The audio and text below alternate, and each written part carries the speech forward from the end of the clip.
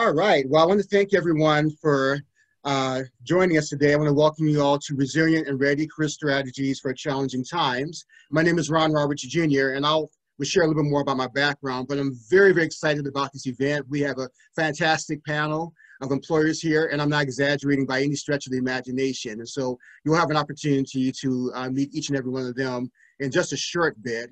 And so I wanted to start off by sharing some of the objectives for today. So today's event objectives, number one, to share employer advice that will better position college students for internship and job search opportunities. And so we're going to share some tried and true information that's going to help you to be more successful in finding an internship or a job.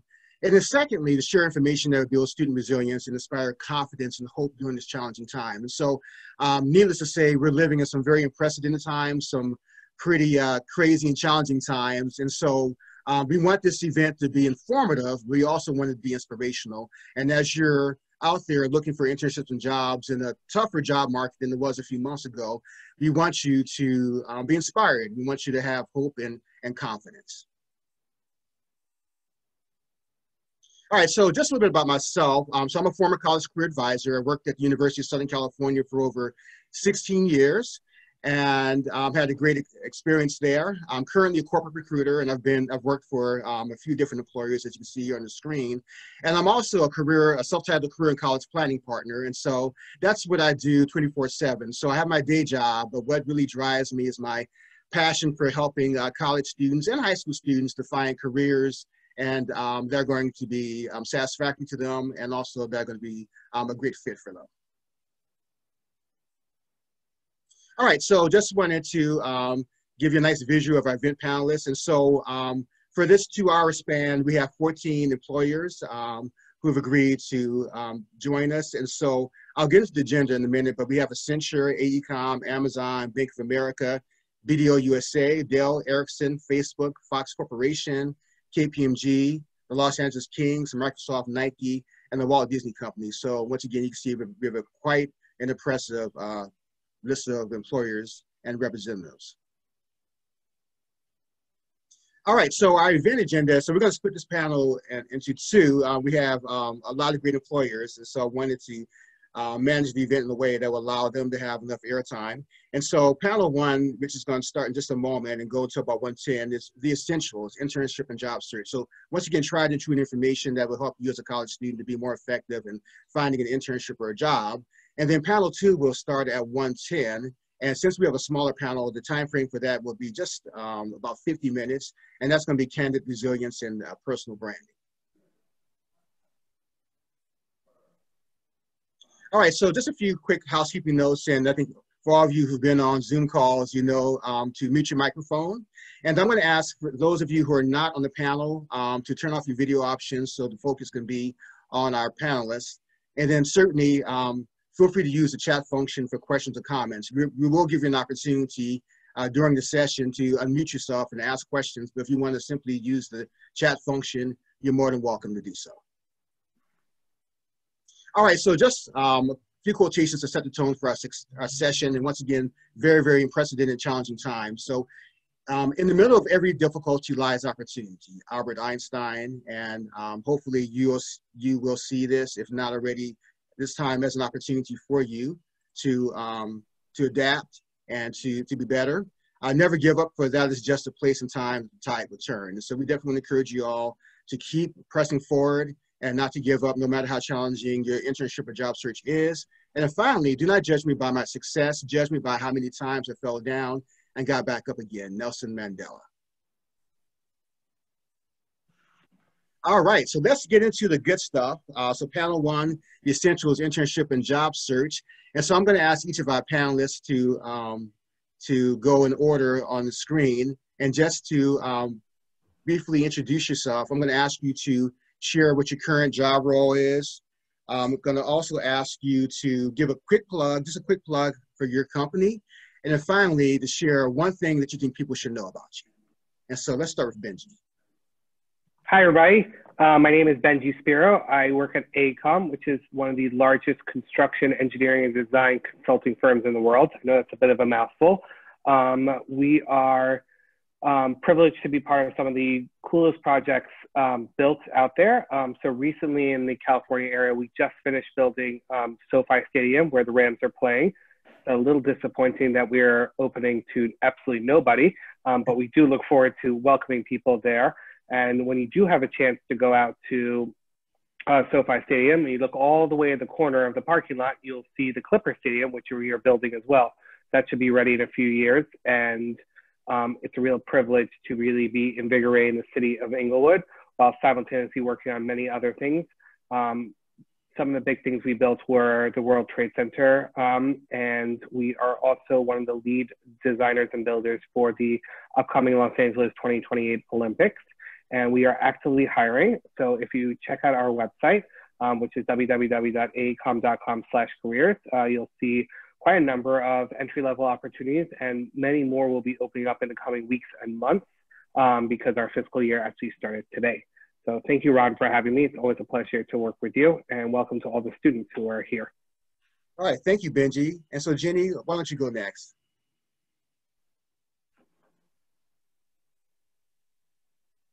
Jenny Adake. I'm the National Campus Recruiting Manager at BDO USA, and BDO USA is a global public accounting firm. We're the 5th largest public accounting firm in the US. We also have global presence. So we typically hire students that are accounting majors, but we also look for students that are finance, economics, or related backgrounds as well. And similar to Benji, thankfully, we are still hiring. We still have about, I would say, close to 1,000 internships available. And we are really, really focused and passionate about our D&I recruiting efforts. So encourage you to do some research. And if you want to get into the public accounting world, reach out to us. So something to know about me, or something I'd like for everybody on this call to know about me, given what this is about, is I check pretty much every box for a minority. So Hispanic woman, first generation college student, low income family, you know, and here I am 14 years into my career, and I love what I do, and I feel very, very honored to do this. So people helped me along my path, and I'm here to help others along their path as well. All right, great. Thank you, Jenny. And Tiffany, why don't you go next? Hi, everyone. My name is Tiffany Taylor. I work for Dell Technologies. I work as a diversity campus manager. So my role is really rooted in cultivating relationships at historically Black colleges as well as Hispanic serving institutions. Extremely excited to be here because I think a lot of times students kind of see Dell as, oh, those are the computers that maybe are in the computer lab at my university, and we're so much more. We have transformed. So we're no longer just Dell computers, we're Dell Technologies. And that's because we cover end-to-end computing. So when you think about cybersecurity, you think about networks and servers. And of course, we still, you know, are connected to our core, which is hardware. But we're just so much more. And I think a lot of times that stigma still sticks with students, that they're like, oh yeah, they just make computers. And you know, a lot of times it's, I'm not engineering or I'm not computer science. Where do I fit? But we hire for such a broad range of roles, internships and full-time opportunities, whether you're finance or HR or, you know, supply chain or whatever that is. There's a lot of different opportunities. Fun fact about me, or interesting, or something that people should know, is that I am a first generation college student. And after my freshman year of college, I was a non-traditional student. So in total, from the time I graduated high school, it took me about 10 years to finish my education. I see that, whoop, whoop, first generation. And in kind of keeping with this whole topic of resilience, I mean, that was something that I had to live and breathe, because there were so many moments I wanted to give up. I'm funding my own education. I'm working full time. I'm going to school at the same time. And, you know, I'm excited to participate on this panel because there were a lot of lessons learned and times I wanted to give up. And hopefully I can pass some of that helpful knowledge on to you all today. Great, Tiffany. And kudos to you for that, for hanging in and demonstrating resilience, an example of resilience to our attendees here. All right, Philip. Hey, good afternoon, everyone. My name is Philip Witcher. I am the manager of University Relations. Philip, I think we're not hearing you as well. Hold on. Okay. Is it choppy? Yeah, it's better now. It was just a little bit low, but you're better now. Okay, sorry about that. No worries. So I am the University Relations We're based in Plano, Texas. We also have locations throughout other parts of the country. Let me know if you still can't hear me, Ron. I've been having. Yeah, you're okay. Then you went down a little bit. Okay. Okay, that's better. Let me kind of play around with this a little bit. Do you know if there's a way that I can call in? I was trying to look for the call in. Yeah, let me see if I can send you that information. Okay. Yes. That will be better. Okay. I will go ahead and work on that. Yeah, all right. That to me. I'll go later. Okay. Thank you, Philip. Okay, Vanessa, why don't you go on ahead? Hello, everyone. My name is Vanessa Joseph, and I am the entry-level and campus recruitment manager at Fox. I've been with the company for 3 years now and counting. A little bit about Fox Corporation. It is comprised of Fox News Media, Fox Sports, Fox Entertainment, and Fox TV stations. With our wide array of divisions, we really believe that our company can cater to the full scope of the career life cycle of anyone who is interested in joining the company. So regardless of what you are interested in today, tomorrow, maybe next year, we really do believe that Fox is a place that you can learn, you can grow, and you can continue to create and innovate with us. A little bit about me, similar to Tiffany and Jenny, I am a first generation college student, well, was first gen, and both my parents are immigrants and they came to America in the 90s, and that's a little bit about me. Okay, great. Thank you for sharing that, Vanessa. And Maria? Thanks all. So hi everyone. It is a pleasure to be here with you all today. My name is Maria Hurtado. I leave out my middle name because it's already long enough as it is. I sit in our Inclusion and Diversity Campus Recruiting team at KPMG. Similar to others on this call, I also identify as a first generation college student and also as a first generation in the corporate world. So my parents both immigrated from Mexico and really positioned us well, my sisters and I, for opportunities here. I would say that for me, what got me to where I am was the relationships and the mentorship that I received along the way. So I actually have been with KPMG. I started off as an intern over 10 years ago. And have progressed and joined in different roles and capacities in our audit practice and then talent acquisition. And now finally I'm aligned with inclusion and diversity, which really aligns well with my passion and my interest. And that is why I work closely within university and talent acquisition to connect with other students as well and hopefully play a part in that role or in the path of finding a great career. For KPMG, we are one of the Big Four public accounting firms. We offer audit, tax, and advisory services. We are in every major city in the US as well as international. In fact, we serve many of our clients that we serve are across all the different industries, some of which are even on this panel today. We provide, like I said, audit, tax, and advisory services, which means that we look for students who have an interest in business, whether that is in accounting, in engineering, computer science, IT-related fields, finance. There's an opportunity there here for you. So I look forward to continuing the conversation, and thanks for having me. Thank you, Maria. And John? Hey, Ron, thanks for having me. My name is John. I work for the Los Angeles Kings. A lot of people who are not hockey fans confuse us with the Sacramento Kings of the NBA, but we are a hockey team. To plug my company a little bit, of the NBA, the NHL, and the MLB, and the NFL, we are the last LA team to win a championship. Obviously, the Sparks have won and the Galaxy have won, so we really don't count ours as the last championship. But some other notes, we won 3 Emmys in 2019 for our television broadcasts, and we won the Sports Business Journal Sports Team of the Year in 2015. So not just success on the ice, but success in business as well. A little bit about my role. My title is a little confusing there, but my job is to work with community groups within Los Angeles and build that LA Kings fandom.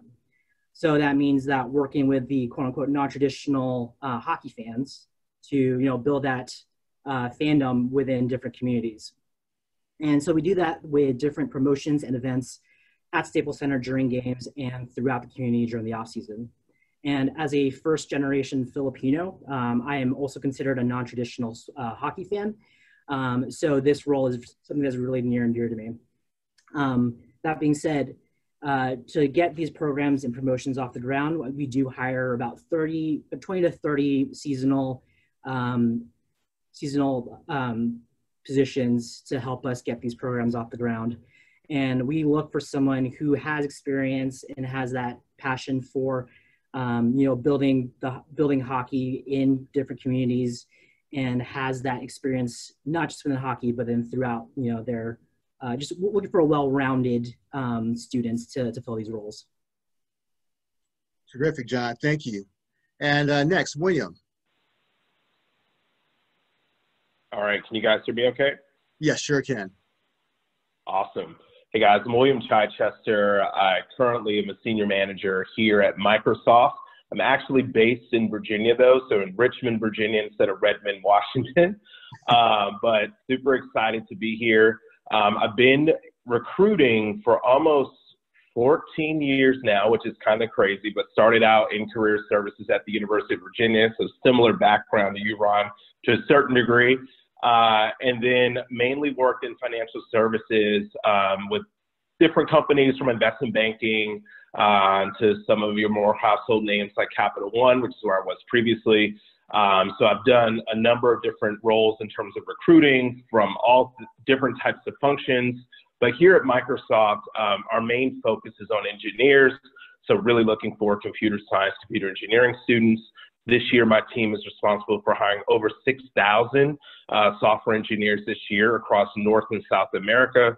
So super excited to talk to you guys. In addition to that, we also have programs for freshmen and sophomores as well, and even high school. So really looking forward to talking to you guys today. And in terms of an interesting fact, my first experience with Microsoft was actually as a first gen. So I was a Gates Millennium Scholar and was actually fortunate enough to now be here at Microsoft years later. And then the other interesting fact is that my first day was our intern day. And so we had Chance the Rapper, and we had quite a few other guests, Malala, some other folks. So again, if you're interested in Microsoft, definitely come and check us out. I'm looking forward to answering questions that you may have. Very cool, William. Thanks for sharing. And one other note too, one other fun fact about William, he recently had a newborn boy, William Chichester IV. And so congratulations to you for that, William. All right. Thank you. You can see the bags under my eyes, right? All right, next, Nohan. Hi, everyone. Good afternoon for everyone joining. My name is Nohan Cruz, and I am, as you can see there, the talent acquisition recruiter, specifically for the city of Los Angeles, born and raised. So I say go Kings, Lakers, Dodgers, Sparks, Galaxy. I will not say LAFC for now. They're too new for me to root for them. But yeah, it's just a super honor to be born and raised in LA. Of course, I work for Nike. And really our mission statement, as we always constantly say, that our mission is to be able to bring inspiration, innovation to every athlete in the world. And we always have a little asterisk on athlete, because we believe that if you have a body, you're an athlete. And really, as you guys know, our company is all about storytelling through product innovation. We focus relentlessly around the voice of the athlete. So that's not just an elite athlete, but that's every single person who has a body, right? My specific role really oversees the LA County area on everything around recruiting for our stores. So I work under really our umbrella of HR, specifically under talent acquisition, where I help oversee the 250 plus doors nationwide of all of our retail doors. My specific role though is really looking at LA County. I also help out within our Nike Marketing LA team when it comes to different events around, let it be our Be True campaign, currently right now LHM, as well as Black History Month too. So it's super honor. I'm actually a second generation student. My father was the first one in our family, and he's continued it. And I'm honored to say that now as a father, our oldest son just graduated last year. So we're continuing this legacy of education in our family. So I'm very honored to be here. I went through a whole route through community college all the way till I finished up. So I'm very honored to be here and to be able to share some insight with each and every one of you guys. Thank you. All right, terrific, Nohan. And so, Philip, I have to confess, I was trying to figure out our situation. I had some challenges, and I apologize. That's my technology deficit. So did you want to try to give it a shot again? Yeah, can everyone hear me? Yes, that's perfect. Okay, better. So my name is Philip Witcher. I'm the manager of University Relations for North America with Ericsson. You guys may not be familiar with Ericsson. We are the nation or the world's leading manufacturer for 4G, 5G technologies. So a lot of people kind of know us in relation to, I believe, Sony. Ericsson, back when we used to make phones, but obviously a lot has changed since then. So when you guys see like 5G and AT&T, Verizon, other companies that are using it, 9 times out of 10, we're the company that they partner with for that technology. So I lead our North America team. We have opportunities available mostly in Plano, Texas, but we also have opportunities in Atlanta, Miami, the DC area, and a few other locations here in the US, New Jersey. But a little bit of fun fact about me. So my background, I started out actually in Inroads. I don't know if you guys are familiar with Inroads, but I actually started with them back in undergrad. I had an amazing time there. So I've been doing university recruiting since shortly after I graduated from working with Inroads, and had an opportunity actually to go back and work with them. And their focus is on helping minority students to find opportunities in corporate America. So, you know, had an amazing time there, and really, you know, kind of boosted me to give me an understanding of how corporate works, and to really give me a little bit of background on what it means to be diverse in corporate America. So really encourage anyone that's on here that's looking for opportunities to look into Inroads, MLT, and those other really good leadership development programs that really make a difference in your career. All right, terrific, Philip. Thank you. And I thank all of our panelists for taking a few moments to share a little bit more about themselves. So let's get to the questions. So finding an internship or a job is challenging just in general for many, but in an environment now where we are in the midst of recession, you know, stemming from a global pandemic and other factors, it's become even more challenging. And this past summer was pretty tough for a lot of students who had an internship in hand, but lost it, or their internship experience had to go from live to virtual. And so, so it's very, very tough right now. And so I wanted just to come out the gate and just ask our panelists, how can a college student make themselves more competitive and looking for an internship or a job? And anyone can jump in to tackle this one.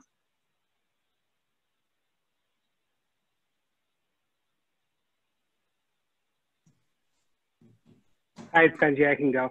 Okay. It's a really interesting question that I get asked often. I always tell students, you really should just be yourself. There's no other version of you out there. And although we want to always remain competitive and marketable, being genuine is an amazing attribute.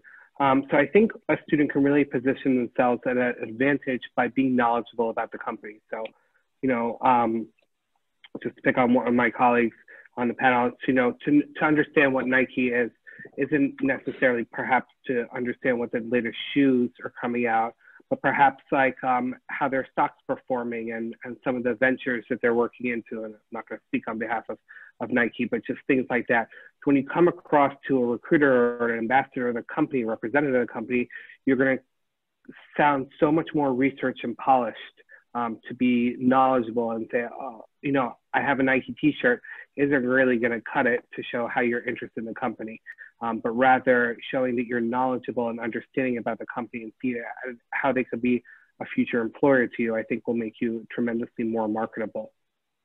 All right, terrific. Thanks, Benji. And before we go on, I just want to let the attendees know that once again, you will have an opportunity to ask questions. So please take notes and think about what you want to ask the panelists in just a short bit.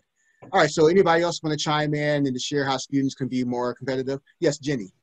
Yes, I'll go. So for me, it's all about storytelling, because I feel like every student can kind of research and figure out how to put their best foot forward in terms of resume writing, applying, writing a good email, interviewing well, all of that, like all that stuff you can Google, right? Of course, research, like Benji said, be knowledgeable about the company. Those to me are kind of like no-brainers. So for me, what makes a student stand out, especially in these challenging times where positions are limited, is telling your story. Who are you? Why should we hire you? What can I know about you that's not on your resume? So for me, of course, I look through the resume, but I want to know what's not on here that makes makes you someone valuable that we want to hire and invest in. You know, at BDO, we don't just hire interns to intern and like, you know, get coffee. You know, we hire interns that we want to develop and convert to associates and eventually, you know, make partner. So I want to see everything about you that makes you you, that makes you different and valuable. And, you know, just because we may come from diverse backgrounds, we may feel like sometimes we have to mute that in corporate America. And I would encourage you not to. I would encourage you to, you know, show employers who you are and what makes you you. All right, terrific, Jenny. All right, John. Yeah, so going off of that, actually, as a current student, I think the best thing you could do right now, in my eyes, would be to join clubs. Whether it be something that you find as a hobby or something that you find you want to pursue professionally, like a marketing club or you know, HR club, something like that. To me, joining clubs, whether it be professional or something that you find as a hobby, it shows kind of what they said. It shows your story. It shows who you are. And when we hire people to be our seasonal workers, we want them to go on to a longer career with us or with a different company. So we do want them to bring that outside perspective into the Kings. So being part of a club, being part of a professional organization brings an outside perspective that we probably wouldn't have. So I think the thing that you can do right now as a current student would be start joining those clubs. All right, terrific. I'm a big fan of clubs as well. So far, you know, start with the basics, be knowledgeable about the company. That's no-brainer for sure. Do that. And then tell your story. Tell what's here, what's not on the resume, and then certainly join student clubs. All right, anybody else want to chime in on that question? What students can do to be more competitive in this environment? Ron, can I just add something briefly? Sure, Maria. And I have to apologize, I dropped off for a second there. So if hopefully this wasn't, I'm not reiterating anything, but I think all of those are great points. I think taking a step back and reflecting on what are your goals, what are your passions, where do you see yourself, right? And making sure that you have like that roadmap or even just that general idea of where you want to go and what lines up with your interests and passions. And then from there, also doing like a sort of a self-assessment as far as what skills do I already have? What skills can I work on? And with all the resources available out there, whether it's, you know, content on LinkedIn or just so many different resources, free online classes, the resources you may have at your universities, look to fine tune and to improve those areas where you could see some growth. So whether that is, you know, depending on what position you might be interested, you know that business communication is critical. How do you communicate effectively? Okay, let me go take a course on that. Excel or coding, whatever it may be, position yourself well so that you know you're hitting on those key skills that your ideal position is going to be looking for. Great stuff. All right. Yes, William. Yeah, so what I wanted to speak about was more around just the times we're in because of the sheer volume of candidates that are applying to many of our companies. I mean, Ron has assembled quite a few stellar organizations, so I mean, it's pretty fantastic that you got us all on here. I think where students make a mistake is trying to reach out to maybe the recruiter, especially in the busy time of the year, because I'm sure many of us are fielding lots of in-mail, et cetera. And what I would actually say, getting back to what John mentioned around joining clubs, is one, as you're a member of those organizations, talk to former members that are currently at the companies that you want to work with, get referrals directly from them. A lot of us, and again, I don't want to speak for all the companies, but we pretty much aren't going to campuses, right, because of COVID. So all of us probably have some form of virtual event similar to this. I know we just had one last night on diversity and inclusion with all of our ERGs. So my advice is to definitely attend those events, find out ways in which you can network and partner with people that are already in the organization, and then get referred directly that way is probably the best advice that I can give you versus trying to approach one of us.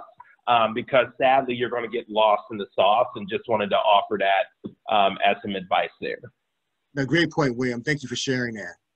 All right. Any other folks want to weigh in on that question? All right, well, let's chime in. So this is a nice piggyback to what William was talking about. So just engagement with recruiters. And so obviously we're in a different environment now, so you're not going to be able to go out to a career fair or maybe a company information session live to engage, but there may be some opportunities to engage, you know, certainly through a virtual career fair or some other event too. So I know students struggle with, you know, how to connect with recruiters. So I was going to ask our recruiters themselves to share, you know, what are some best practices to maximizing a student's engagement with you so that they can get the best of it and so that it's not wasting your time or inadvertently maybe offending you? So Vanessa. This is actually doing really well. I'm piggybacking on what Maria said, but like come with a plan. I think the one thing that frustrates me when I am recruiting for a position are people who reach out, but they don't know what they're reaching out for. And they expect me to do the work to connect the dots as to what the best opportunity for them looks like. And that is not the role of the recruiter. To be honest, my role is to listen to your experiences, listen to, you know, your goals and kind of what you aspire to do, and see if this potential role is a good fit in helping you connect the dots to get to that next step. So I always say you have to do your work on the front end to help me help you best. Really identify your skill sets, your strengths, even those growth areas, and how you stand out as a candidate that we must hire you and you are the perfect candidate because of X, Y, Z.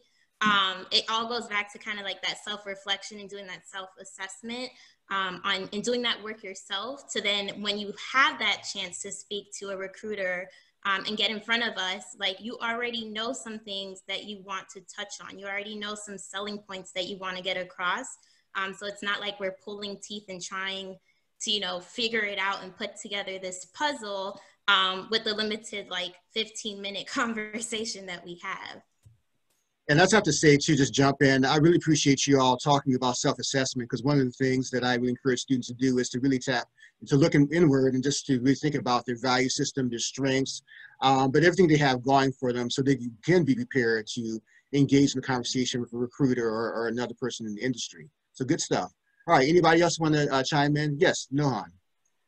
I think it's really great, Vanessa, you brought that up. I think the biggest thing as people that are looking for that job or that internship, don't ask for the job, don't ask for the internship, ask for the journey. And I think that it's in the journey that you're going to find out what it really takes. And really, you're getting a different angle of maybe what that employer went through to be able to say, do I resonate? Am I aligned where they're at? So I think for me, and it was brought up earlier, like I think the biggest part of this is one of the questions I know that we tend to ask, no matter on the corporate side or the retail level side, is we do actually ask, tell us what you did, either professionally or personally, to develop yourself in the past year. So let's go present tense now. What have you done in the past 6 months to get better at? So just, I'm very transparent. I don't know if that's just the Puerto Rican in me, but I'm gonna keep it real right now. So I went through COVID. I had pneumonia, and I'm grateful that I survived it. And while I was quarantined, I was on COVID paid leave, which I'm grateful for my company, as many of these companies have those great benefits. And one of the things was like, do I just sit around? No, I don't. I created a Skillshare account, and I wanted to learn how to edit videos and edit podcasts. So I think a lot of the things that what we're asking you guys to do is like, hey, self-development is key. We need you to not just be these like amazing leaders and employees, but we need thinkers, we need dreamers, we need creatives. That's what's really going to make the difference, right? The game-changing moment for any one of us here as a company. So I would ask you is that seek out the development. LinkedIn, if you sign up for a pro, they have amazing workshops of like, how do you ask for an informational? Ask 30 minutes. I will say that, yeah, we're not at your school. I may not be doing a job fair presently, but I do got extra time for me on my hands virtually. I can fit in a 20-minute informational, but to Vanessa's point, you'll stay ready so you don't have to get ready, right? Like come with your questions and just ask for the journey. Very good stuff. And just want to say, Nohan, I'm glad that you're doing better. All right, Jenny. Yeah, so Ron, you're asking, how can students engage with recruiters in a virtual environment? And I love that question because I was fortunate enough to actually be the first real virtual recruiter at BDO before COVID even happened. So it was one of these situations where we had a need to centralize our businesses and our practice and our recruiting practices for these business lines, but we didn't have anybody to do that nationally on a national scope. So I did that starting a year ago. And I can tell you in the beginning, it was really awkward, to have a meaningful relationship with candidates that we can do virtually versus being at a meet the firms or career fairs where you get to be face to face with somebody. So my advice to the students here today is, first of all, follow instructions for these virtual events. As a recruiter who's attending tons of events, screening tons of resumes, one of the things that can easily just kind of make you an automatic no is someone who's not following instructions for these virtual events and the application process. So with that too, is with the application process in itself, part of engaging with the recruiter in a virtual environment is that, you're not going to get an interview if you don't even get past the application, right? So to get past that application, give us everything. If we're asking you for your GPA on the application, even if it's a 2.9, put it on there, because otherwise we'll just automatically, decline you if you don't meet our requirements. And that way, at least we get to that point where, like I said earlier, you get to tell us your story.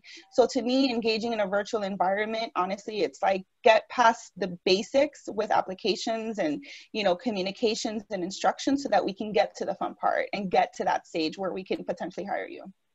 Good stuff. So just recapping real quick, come with a plan. Don't make the recruiter do all the work. You do your work on the front end. Don't ask for a job or internship. Ask for the journey. And then self-development is key. So look for those opportunities. And then finally, just do the basics, follow instructions that are put out there for virtual events. Okay, great. Tiffany or Philip, do any of you want to chime in at all? Yeah, I was going to say something. It's been a lot of great input, and I think our panelists have covered, as I like to say, because I'm originally from the Midwest, the meat and potatoes of what I think students need to kind of get from the responses. What I will say is what I think is very important is that, we focus a lot on, from the student perspective, how do I stand out to this company? How do I get them to like me and want to hire me? But I think students lose sight of they should also be interviewing these companies, right? So we're in a very crazy time right now. You alluded to it earlier, Ron. Students in some cases are maybe in a little bit of a panic. Maybe they're getting ready to graduate. They're like, I just want a job. My friends lost internships. I'm graduating. I'm scared. I just want the security of a job. And I think students have to remember to not lose sight of, you are wanting to make sure that these companies, so these panelists are here representing myself and other companies are representing our respective companies, but we should also be impressing you. And I always encourage students to, going back to a point that I heard Vanessa say earlier, is creating a plan, is I tell students, you should identify what is important to you when you start to look at a company. It has to be more than just base compensation, right? Because you can make the salary that you want and be unhappy. For me, I have a family, so what's important to me is work-life balance. What's important to me is if I need to take time off, I can. But I tell students, it will be different for every student, what you hold most important. But what I ask them to do is to identify those things. And as you are starting to interview with companies, you need to be making sure that despite you wanting and needing a job, that company is aligning with those things that are important to you. Great stuff, and I like that too. In a time when there's a sense of desperation and just to grab something, but just remember that no, it's a two-way street. They're evaluating you, but you should be evaluating them for the best fit. Great stuff, Tiffany. Philip, anything you want to add before we move on? Sure. So a couple of things. One is practice, right? The way that you engage on your phone and the way you hold your phone while you're, using Zoom or some other MS Teams is going to be a little bit different from the way that you would probably want to do it, when you're in this type of setting, right? So making sure that, the angle presents you well, something as simple as that, right? Are you standing? I would even suggest standing. I see, John with the Kings is standing, right? I was trying to stand too. I couldn't find, I couldn't get the office that I needed to stand, but just different things that really present you in such a way that you come off energetic, right? You come off interested, you come off engaging, you show a little bit of personality. And there's ways that, you know, obviously you can practice those things before you get on these calls, right? Because you may not get the opportunity again, you know, with that particular company if you bomb it. So just making sure that you practice. Another thing is recognizing, I would say, just be prepared or expect the unexpected, right? The times that we're in today, you really do have to come fully prepared for anything, right? You guys saw I had audio issues. That's no excuse, right? Find a way, get earbuds, whatever you have to do. I had to literally go on Google and find out what's the call-in number for Zoom because there wasn't a standard one provided. But those are the type of things that you really have to do to make sure that you're prepared because anything can happen, right? Your network go out. If you're having choppy network issues, make sure that you have a secondary backup, a place that you can go use the school, right? Whatever you need to do to make sure that there's no excuses about, oh, I missed out. You can be the best candidate, but if they don't have the best experience with you due to technical difficulties, you can be eliminated. So just making sure that you're prepared and practice as much as you can beforehand. Great stuff, Philip. And I have to just apologize for not giving you more thorough information to give an alternative. Normally do a little bit better than that, but glad that you're connected, and that was great stuff to share. All right, so at this point, I want to give our attendees an opportunity to ask some questions. I got my questions, but I want to make sure you all have a chance to jump in. So I see Joshua. And so if you want to, before you ask a question, if you want to put your video back on to ask a question, please feel free to do so. So Joshua, what is your question for the panel? Okay, I've got some companies I'm interested in. I'm interested in Dell, Fox, and Microsoft. I have 3 questions to ask you all. Okay. Hey, Joshua, I'm sorry, just to cut you off. In the interest of time, if you can maybe just pick your best question, and if you have a chance, we'll come back. Okay. All right. Are you offering internships? Yes. Yes. Right, I was like, do we do thumbs up? Do we? Yes. Yeah, I think everyone's offering internships. Okay, good. Josh, we give you one more question. Okay, are positions remote or at a physical location? I'm sorry, go ahead, Vanessa. Be real life people, real life on a Zoom. So on the Fox side, it does vary. For our internship program, we do anticipate our Spring 2021 program to be a full virtual experience. And I did want to just plug, I know a lot of students are a little weary about like virtual internships versus in-person, and you might feel like this is slighting you of hands-on opportunities and networking. There are so many great companies, Fox included, that have transitioned into this new normal to make sure that you are still networking, you are still part of a team, you're still getting meaningful work done. And even from just the programming that and the intentionality behind it, I know that I can speak for Fox because we built it, but again, there's just so much structure and so much intentionality in the programming of a virtual internship program. If you do have a chance to intern virtually with us, I can honestly say you will have a great experience. If it's not the same as the in-person offering, it's even better.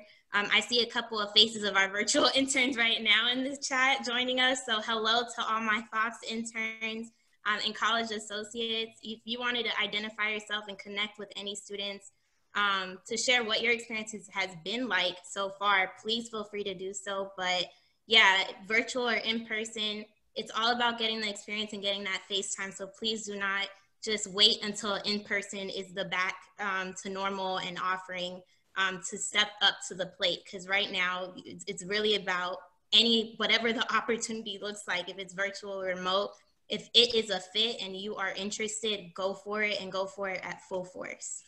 Terrific. Thank you, Vanessa. Mm-hmm. Anybody else want to tackle that, or we want to move to our next question? I'll respond because I think he also posed the question to Dell. So it's still TBD for Dell as far as if our internships are going to be remote.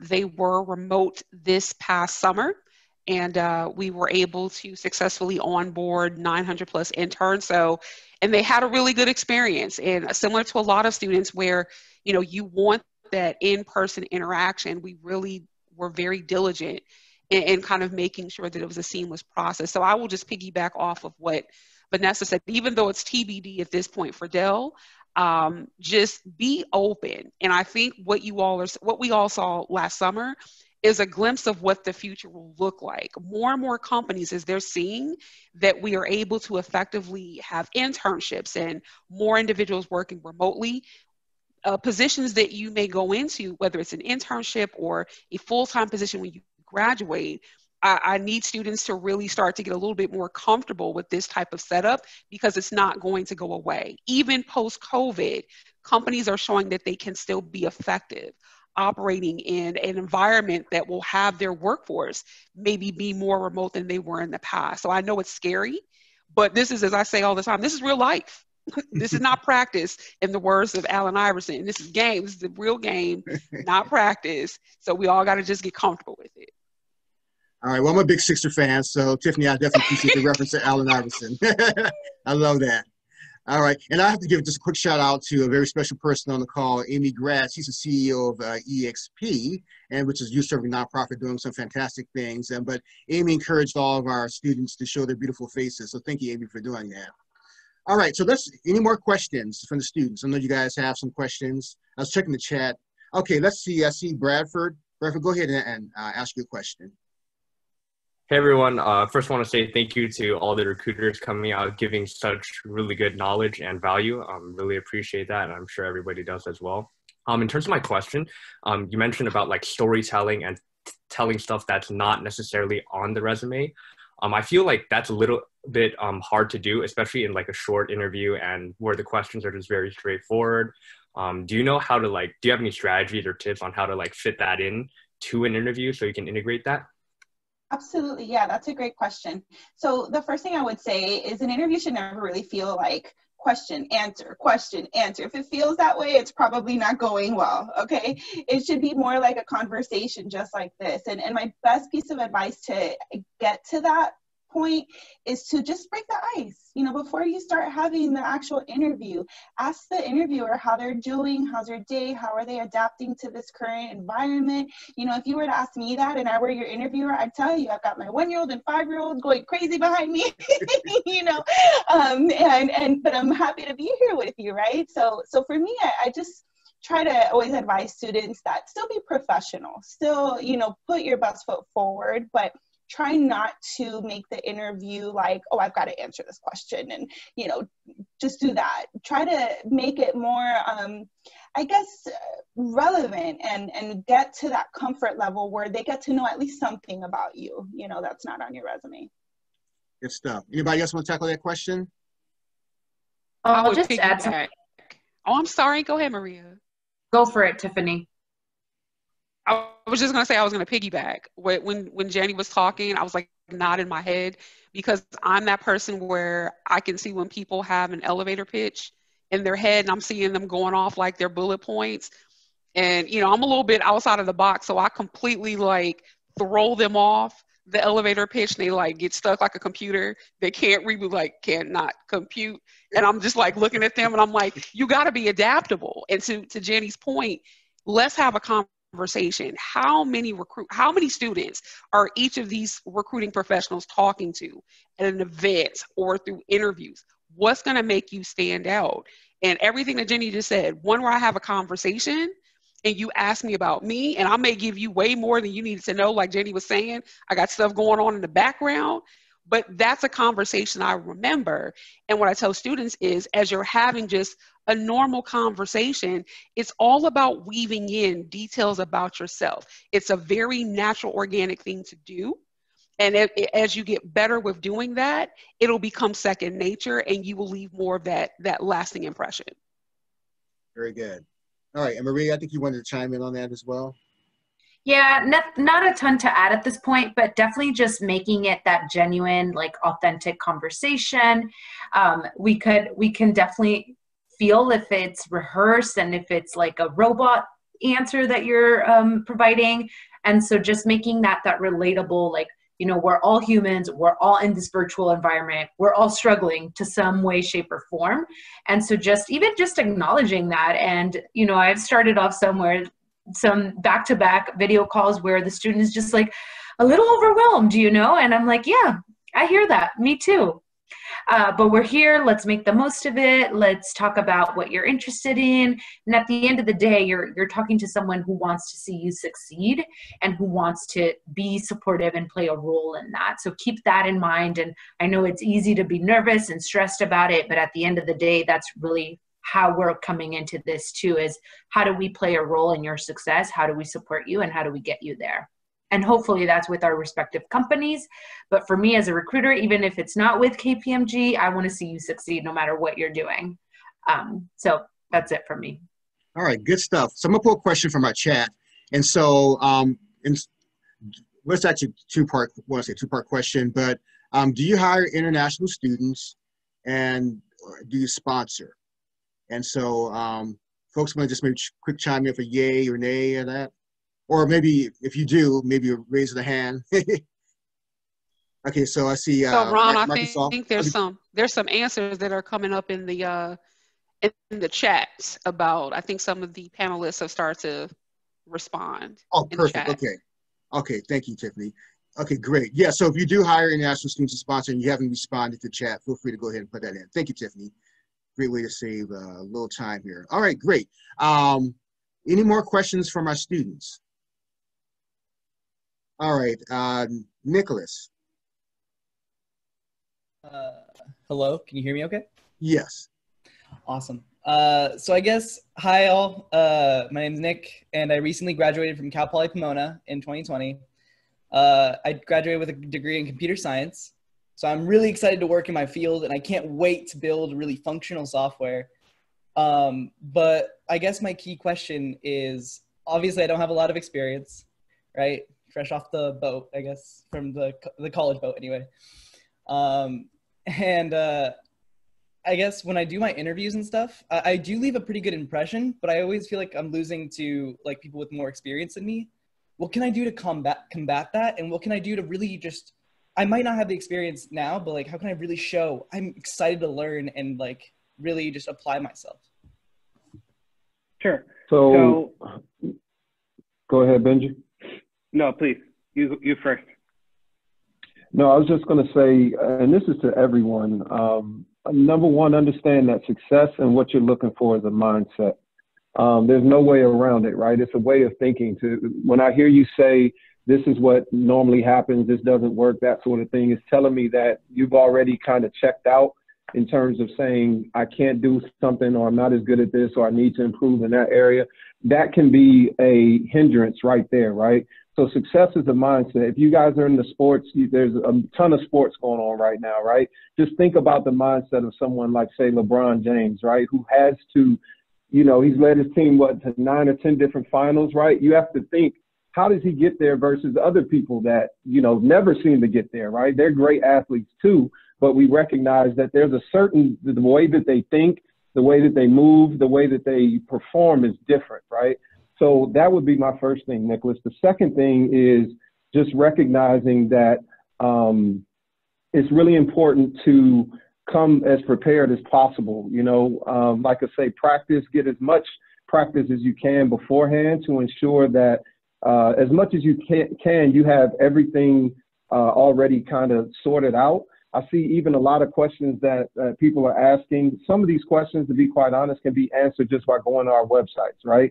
So it's one of those things where it's like the way that you really separate yourself is coming prepared and making sure that, you know, you've already kind of thought through what is the process it's going to take for me to get, you know, in front of them and to impress them the most. So that would just be, you know, my suggestion. The mindset, right? Don't eliminate yourself before you even go in, right? You have something to offer. No matter how little experience you have, take the experience that you do have and really figure out how you can tell your story through that experience. Good stuff. Hey, Rob. Another mindset. Yes.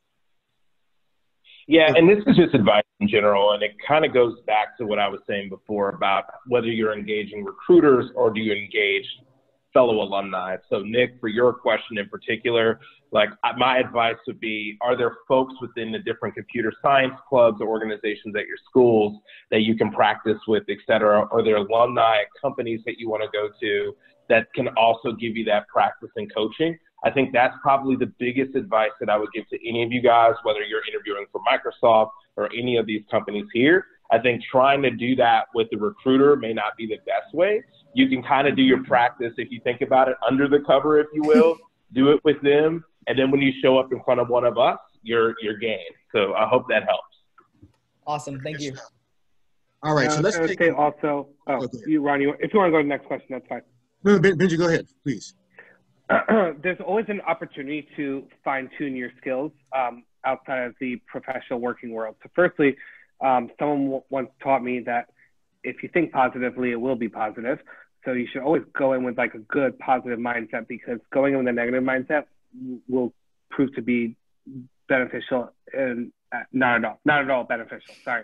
The other thing is like you can take advantage of ways to position yourself outside of a formal internship if you feel like you don't have enough experience. So I've mentored a lot of students from different professional goals, and I had a student who's dying to be an accountant. So I know we have some amazing accounting recruiters online, but I don't know if this actually exists outside of LA, but in LA we have VITA, which is a volunteer income tax assistant, I think. You can actually volunteer to help people with tax preparation. Tax code is complicated. It's a really, really difficult process, and not everyone is fortunate enough to understand it. So you can help people out that way. So if you're looking to work in an accounting company, you don't have accounting experience, that's one way you could do it. I had a friend dying to work in the video game industry, and he literally went online and spent hours and hours watching YouTube videos and made a really basic iOS video game. I think with perseverance and drive, you can really accomplish these things. So if you're a computer science person, computer programmer, perhaps there's a charity that you're really passionate about that maybe could use your help. Or perhaps your church or house of worship is looking to figure out how can we register people for an in-person church session so that we know if someone gets sick, we can notify the right people.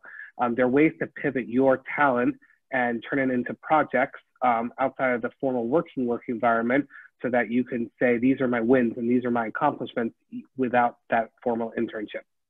I love that. I love that too. And yeah, gives people an opportunity to think outside the box, you know. And so very good stuff, Benji. All right, so folks, we have about 10 minutes left of our session. And so I want to take another question because I want to give all of our panelists a chance to give some parting words of advice. So I want to take one more question before we do that. And so anybody else have another question, I'm going to try to pan the audience to see folks that we haven't heard yet. So if you do, raise your hand. Okay, I'm trying to find some different folks here. All right, Jasmine Bunch. Yes. Hi, everyone. My name is Jasmine. And so I had a question. This could go for all of our panelists. But for me specifically in the media world, and I think in a lot of careers, there's a lot of stepping stones and like moving up to get to a level that you want to be at. So what do you recommend for, I guess, like people earlier in their careers who are navigating and applying for entry-level positions that aren't quite exactly what you want to do, but you know that they're a stepping stone on the way? I would say to look for people who have the job that you want to have. And people naturally love to talk about themselves. So if you say, you know, I admire you, I admire the work that you do you have some time to share how you got to your career or things like that? Or, you know, level up to your bosses and say, you know, I'd love to take on other projects. These are things I'm particularly passionate or I'm particularly good at. There are always things, you know, I think about like my team and how I run my team. There are always like little pipe projects I really would love to get done. I don't have the time to do it. If I have like an eager new employee who's aching to, you know, just grow and thrive, I'm happy to send those types of work to that person and they'll really be able to prove themselves. Most companies work, I'm pretty sure all companies are meritocracies, which means work hard and you get the accomplishments you want. It's not like after 2 years you get promoted, after 6 months you get promoted. It's proving yourself. There are CEOs of major companies that are 35 years old and there are CEOs of companies that are 75 years old. It's not because of an age thing, it's because of an accomplishment thing. So I think that could really help you get to the step to where you want to be. Good stuff. Anybody else want to tackle that? Yes, Jenny? Jasmine, I love that because I experienced that. You know, I worked all through college, put myself through school. And while I was doing that, I was working like in a corner of a conference room, and I would just do like whatever was given to me as an assistant, right? That's how I started. I knew I wanted to be in HR. I knew I wanted to help people. So what I did was I just started saying, hey, can I help with this? Can I do this? Even though it wasn't my job. I was actually like an accounting assistant, had nothing to do with HR, but I started, you know, trying to get involved and, you know, putting myself out there and seeking the work that I wanted to do, even though it wasn't for me. And eventually it became my job, you know, and I started off as an assistant in HR, working still in a, you know, tiny little space in 2011. And here I am, like I said, 14 years later from when I first started my career, and I get to work from wherever I want, you know, however I want. So yes, there are stepping stones, and yes, you're going to have to take different things, you know, different steps to get to where you want to get to, but seek it out. That would be my best advice. And say yes when opportunities are presented to you, even if it doesn't sound fun, even if you don't think it's going to pay off, it will, because you will learn something from that experience. You'll be able to take something away from that you can then apply later to what you want to do. Very good. All right, so we're going to shift to, I'm going to give each of our employers an opportunity to share some parting words of advice. And so, John, I saw your hand go up, so we'll go ahead and go to you. No worries. Well, I was actually going to piggyback off of Jenny, but this actually could go in some parting words as well. Every class that I have, every seasonal class that I have, I ask them each what their end goal is, like where they see themselves in 2 years and 5 years. That gives me an idea of where they see themselves, what industry, what department they want to work in, what role in the sports industry they want to work in. And from there, I actually do my best to, you know, team them up with someone within that department, whether it be video, marketing, or sales. One of the biggest things, one of the great things about being in the sports industry is that we really don't consider other teams as competitors. So if there's someone who has interest in video editing, but we don't have a position open here, we'll go to the Chargers or to the Sparks or to the Clippers to see if there's anything that they need a role filled in. So I guess parting words is, yeah, say yes to opportunities that are presented your way.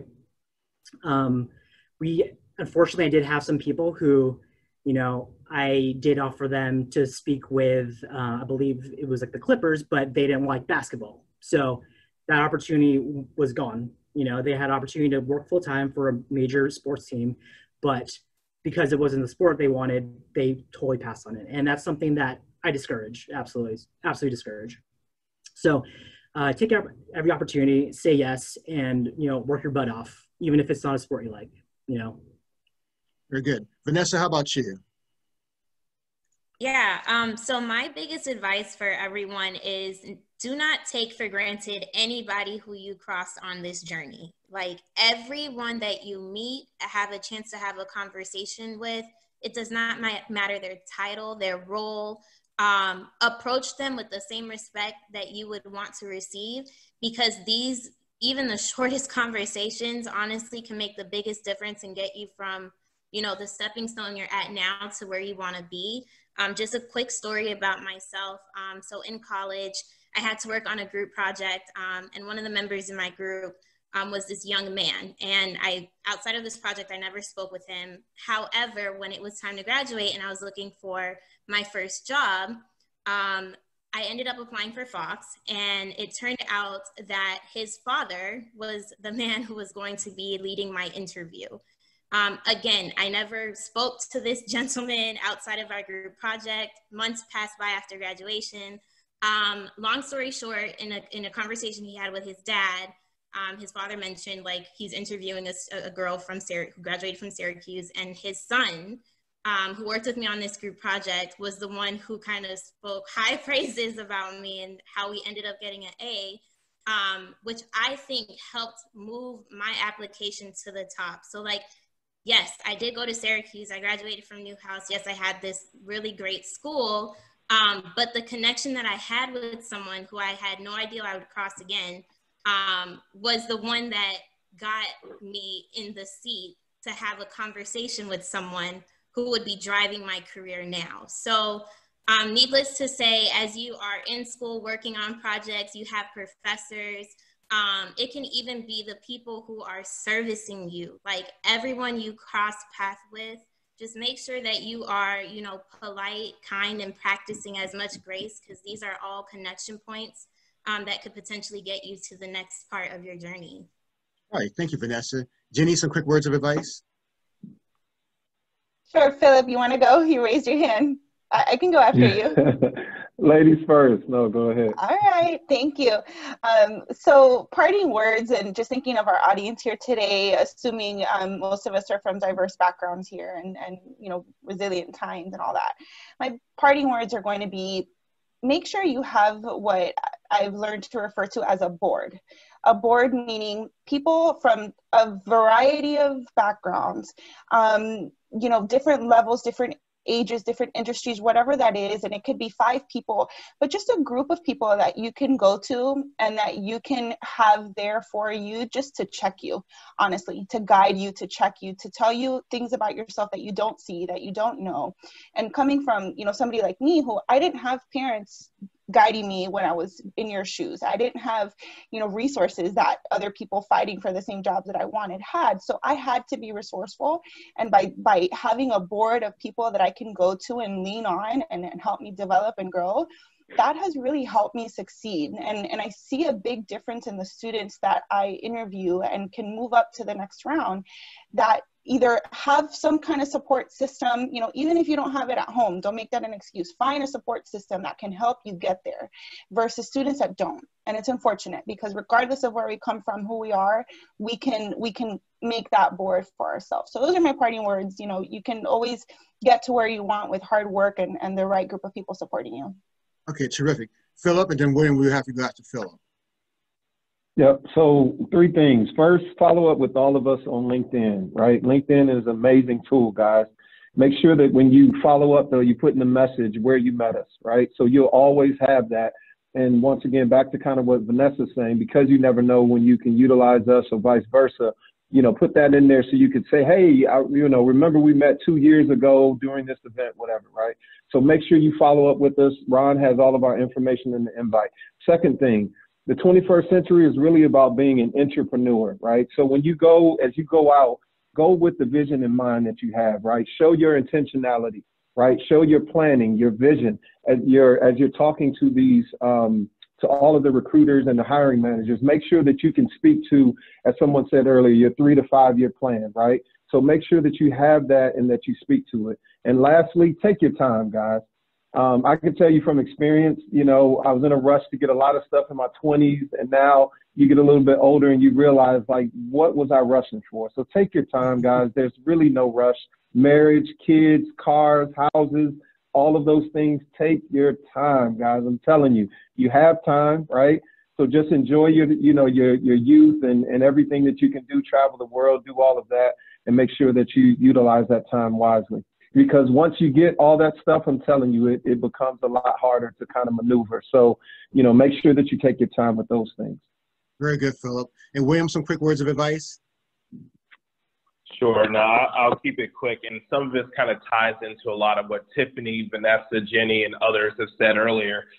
Companies are like people. You know, we have our own language, we have our own culture, we have our preferences, our appetites. I think when I was in your shoes as a student, I chased brand, I chased dollars, but I didn't understand nor really ask questions about the culture. Are people happy? Are they retained? Are they accelerating in the space that they're in? Are they moving up the ladder? Are they becoming the C-suite? You hear a lot of that, but do you see it? And so my advice to all of you, in addition to reaching out to recruiters, et cetera, check out Glassdoor. Talk to people that work there. Don't just talk to recruiters. Like, we're here, sadly, to sell, right? We're selling. But at the end, I'm just being honest, right? I've been doing this for a long time. I could sell anybody. But at the end of the day, we are selling. So you got to talk to the people who are in the roles that you want to be in. And sometimes, depending on the company, depending upon the function you want to go into, that function may be doing great at that organization. At some companies, it may not be. So let's say if you wanted to go into accounting or finance, like, it might be great over at Microsoft. It may not be at another firm. So my advice to all of you is to really ask questions to your alumni, They are the closest, the most accessible people to you. And then that's where you get the real answers. And so I just encourage all of you to do that in addition to chasing brands and all of that, but also ask the tough questions about the culture and are you going to be happy there? So that's my parting words. Thank you, Wayne. Appreciate it. Benji, how about you? Any quick words of advice? Don't forget to pay it forward. I was really lucky in the earlier stages of my career to have mentors and people I could turn to for advice and guidance to help me get on my career.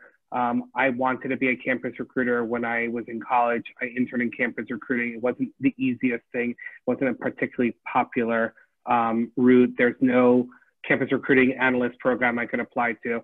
And I networked and bugged people and bothered people, and I got some people to say yes to me, and I encourage you to find those people to say yes to you, and then just give it a few weeks, and you can say yes to other people. I mentored high school kids when I was in college. I mentor a lot of kids and students. You know, I apologize for using the word kids to this day. I am very fortunate to mentor managers, former managers of mine. I unfortunately had two managers who I was very close with who recently lost their jobs, and they had been at their employers for a really long time and kind of like needed to know what to do and how to put themselves out there. And age is just a number. Experience is just a number. But if you have something that you can give to somebody else, it's so powerful and so impactful. And it makes the world a slightly better place. Just one little mentor phone call at a time. Very good. Thank you. Tiffany, how about you? Any quick words of advice? Quick words. I think we've touched on a lot of the main things I would highlight. I would just say life is going to throw you curveballs.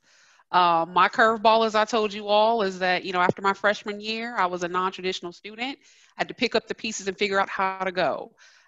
You know, Jenny mentioned, you know, talking about her experience trying to get into HR, similar to mine. I had to create my own path because there's certain fields like HR where I needed to have internships. And I'm like, I'm in the real world, paying real world bills. I can't take an internship. The way my life is set up, that's not going to work. And I had to create my own path. And what I would urge every student on this call is that if life throws you a curveball, you can't just go sit in the corner and rock yourself and hope that it's going to work itself out. You have to pull yourself up from your bootstraps and create a new plan. So take those positions that are stepping stone positions. There's always something to learn. There's always skill sets that are going to prepare you to go into the next role. And it took me being an admin, an executive assistant, to now fast forward to where I am today, where I'm a diversity campus manager at Dell. So everyone has had really awesome advice. Just keep that in mind. Yes, William. Keep that in mind. Curveballs are going to happen, but you can't let that consume you. You got to pick up the pieces, keep it moving. Very nice, very nice. Nohan, how about you? Yo, it's we got heavy hitters here, man. I really don't have much to say, but I will say this. I was 16 years old in chemistry honors class, and I had just gotten cut from the baseball team, and I was very upset, and I knew I wanted to work for a company that spoke to sports and community, and I said, one day I'm gonna work for Nike. I'm a non-traditional professional. That's what I'm gonna tell you guys, because my route was, while I was in college, I decided to work in retail. My only retail experience was at Nike. I never knew I would meet Kobe, Shaquille, LeBron, everyone and anyone at Nike that was an athlete at the time, sponsored, to be able to walk through and just to meet them, not really to get to know them, but to say, wow, we're serving these people, but we also served the cross-country runner. We served the high school football player. We served those mom and dads. So I knew that there was a big part of serving. I never knew. I did not study HR. I did not study business. That's not my degree. But here I am in my third year as an HR talent acquisition recruiter, because I believe in networking, connecting, and empowering. And I believe in this book that I read about be a history maker. In other words, bring others so that as they're breaking, you know, those color barriers and all these other issues, like they're making new legacy for their lives and their families. That was my journey. And I would tell you this, because there's so much great advice. I recently was on something celebrating Latino Heritage Month. And I said, my crazy dream, one of our ad campaigns, was to meet our chief storyteller, Nelson Ferris. I met him. I did not know that on this call that we had, the VP of HR was on there. reached out to my boss and said, how do we get Noan to be the first Latino chief storyteller? Because that's my new dream. And a guy reached out wanting to know internally. So here's my thing. Stay ready so you don't have to get ready. Terrific. Thank you, Nohan. Great words of advice. And last but not least, Maria, quick words of advice. Sure. So this is the worst, going last in this question with all of you all and your wonderful advice. But it is a tough process right now to go through this environment, to go through recruitment and the job search in this environment. So take care of yourself. You want to make sure that you're putting your best foot forth, but you can't do that if you're not first taking care of yourself. Whatever that means for you individually, independently, it may look very different for each one of us, but that's really how you are going to be focusing in on reducing that stress, reducing the tension and the anxiety that's going to prevent you from bringing in the ability to put your best foot forth. So I'll leave you with that one. Fantastic stuff. Well, I want to thank all of our panelists for just this absolutely great advice. So much to take away from this. So thank you, John, Vanessa, Jenny, William, Benji, Tiffany, Nohan, Philip, and Maria. You guys were absolutely amazing. And you're more than welcome to stay on longer if you like, but we're going to go ahead and now phase into the second part of our event. But thank you all again. Thanks for having us. Certainly. All right, so let's go ahead, folks, and introduce our second round of panelists.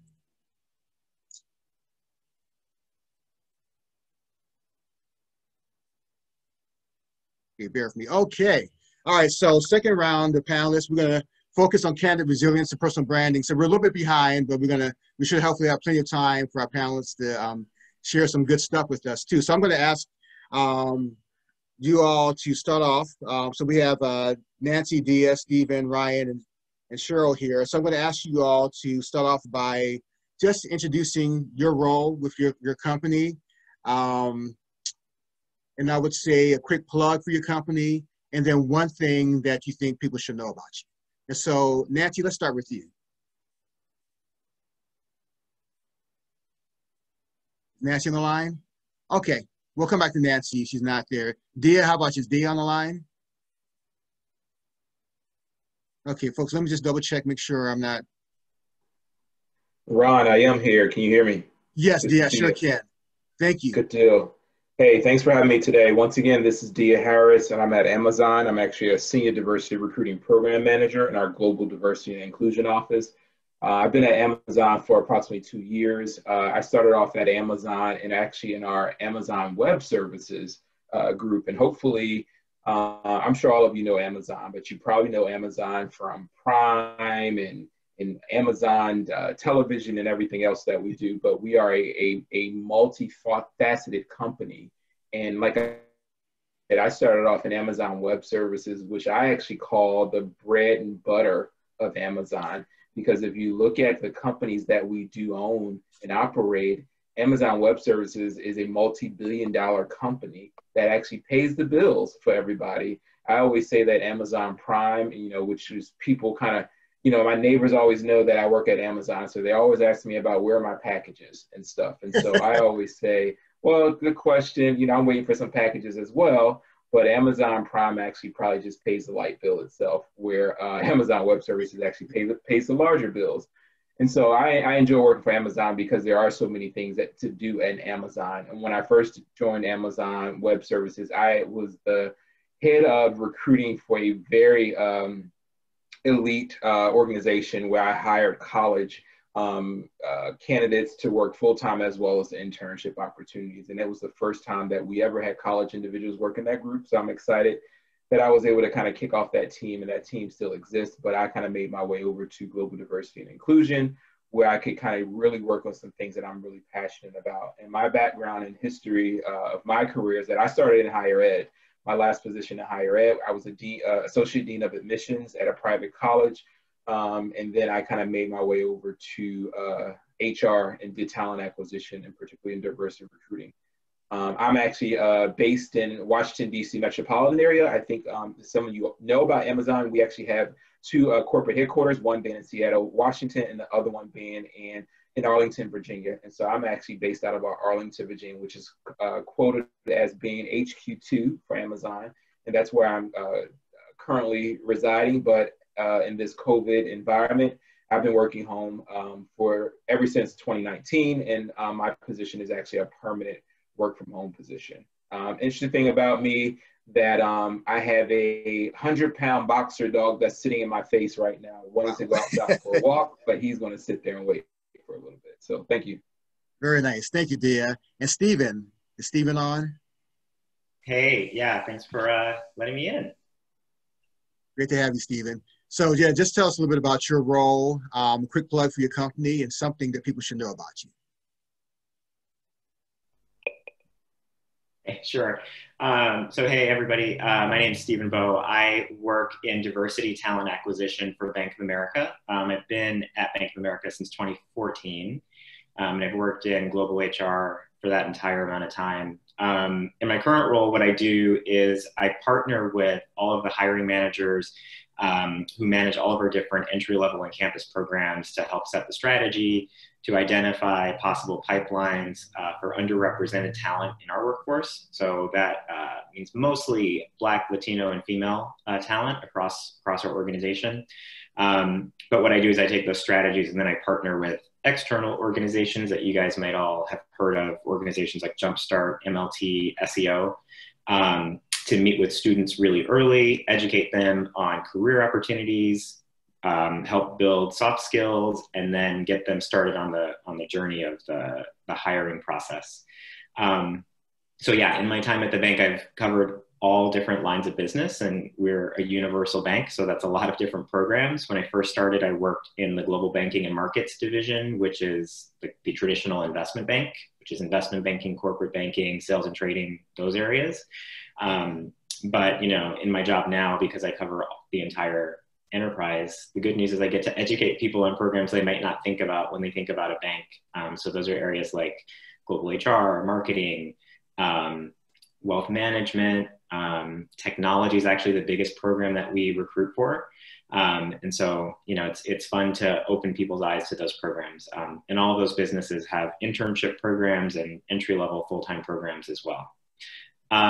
My work history, so I haven't always worked at Bank of America. Prior to that, I've worked in other industries in the D&I space. So I've worked for NBC Universal, worked for LinkedIn, I worked for Target, all in that same line of work. I can tell you guys, if you ever want to have a conversation, what the differences are between financial services and some of those other industries.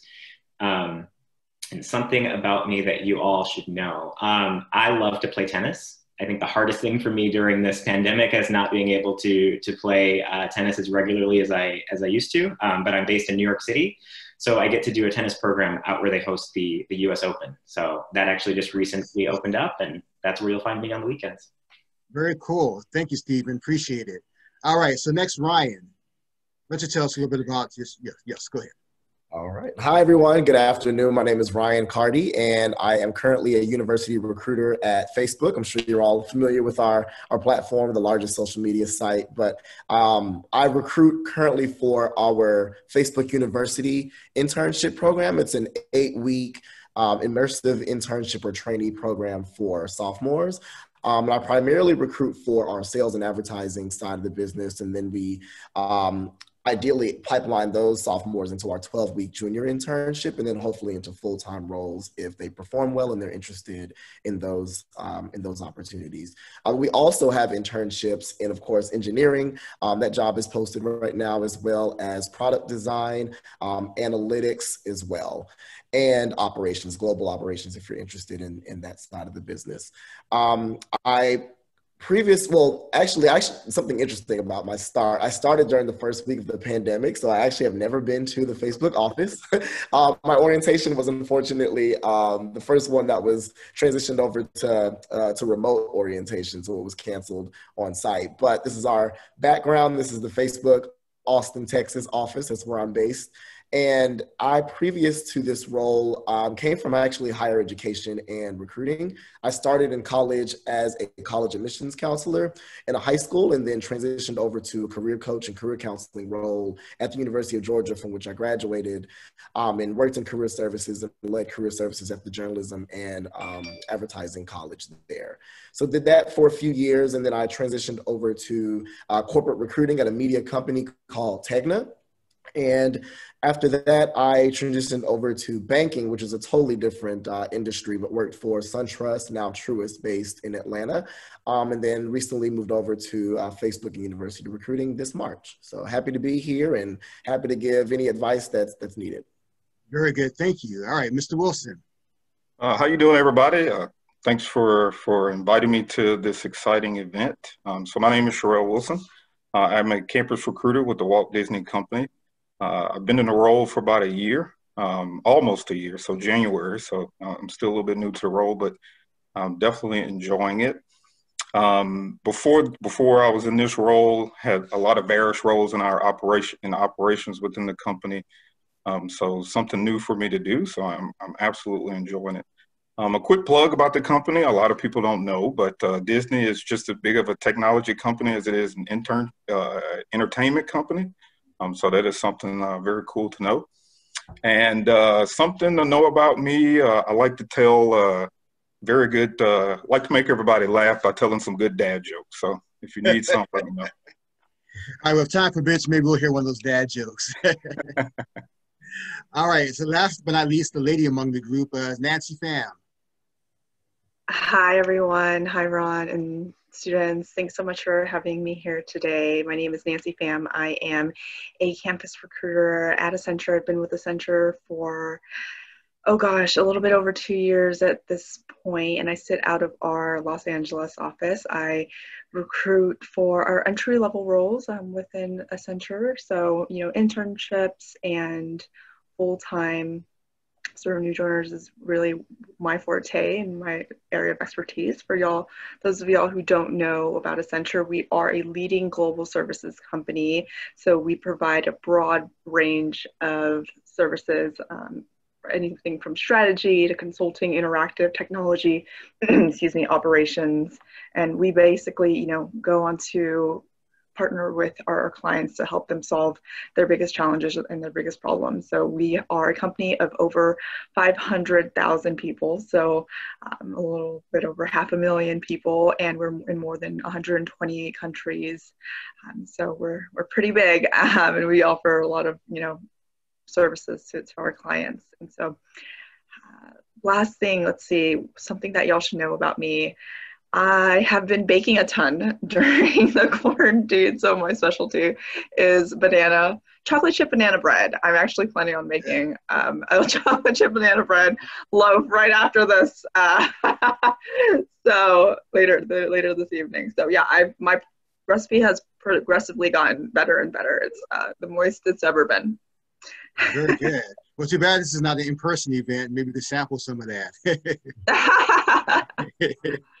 All right, well, thank you all for the introduction. So as you can see here, we have another fantastic group of panelists. And so so we're talking about personal branding and candidate resilience. So I just wanted to kick off with the first question. So just any advice you could share with our students just in terms of developing their own personal brand and being able to share it in a way that's effective as they're dealing with employers.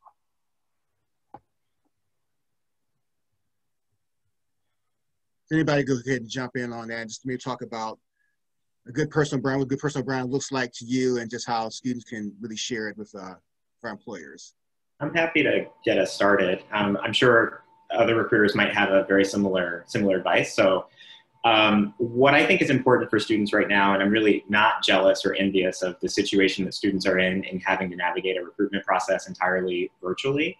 But I think it creates a to-do list that's pretty specific to the students who are going through that process now. I mean, I think it's important to make sure that you're being really proactive in the way that you engage with employers.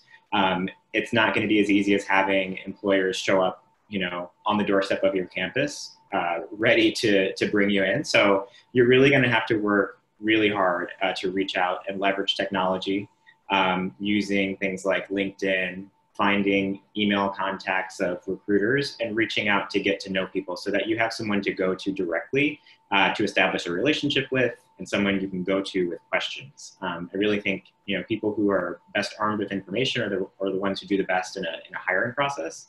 So you have to find new innovative ways to get that done. Terrific. Thank you, Stephen. Anybody else want to chime in on that question? And actually, let me just say something too. I should have said this to tee off the discussion a little bit better. So everyone has a brand. And really your brand is what people think about you or what they say about you when you're not in the room. And so the key thing now is to be able to develop a brand that's going to be positive. One's going to be memorable. One's going to make the right impression when you're engaging with employers. And so I just wanted just to put that out there for students to consider. So anybody else want to chime in on what they think a good brand looks like in terms of candidates and how they exactly share that? Yes.